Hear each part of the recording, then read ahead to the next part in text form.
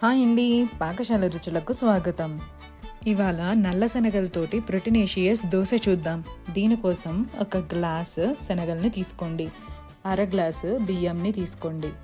మంచిగా కడుక్కొని నీళ్లు పోసుకొని రాత్రంతా నానబెట్టండి. నానబెట్టిన వాటిని ఉదయాన్నే నీళ్లు పారబోసి 2 సార్లు చక్కగా కడుక్కొని ఒక మిక్సీ జార్లోకి తీసుకోండి.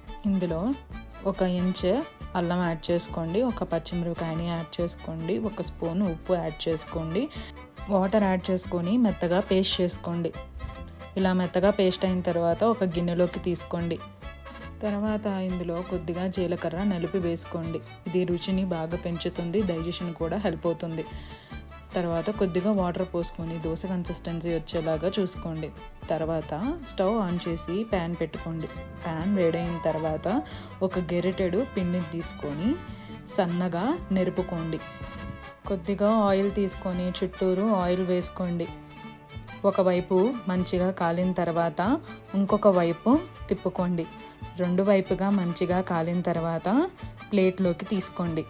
చట్నీతోటి సర్వ్ చేసుకొని తింటే చాలా బాగుంటుంది. శనగల్ని ఉడకబెట్టే కాకుండా ఇలా ఒక దోశలాగా కూడా ట్రై చేసి చూడండి, చాలా బాగుంటుంది. Bye bye. Subscribe my channel.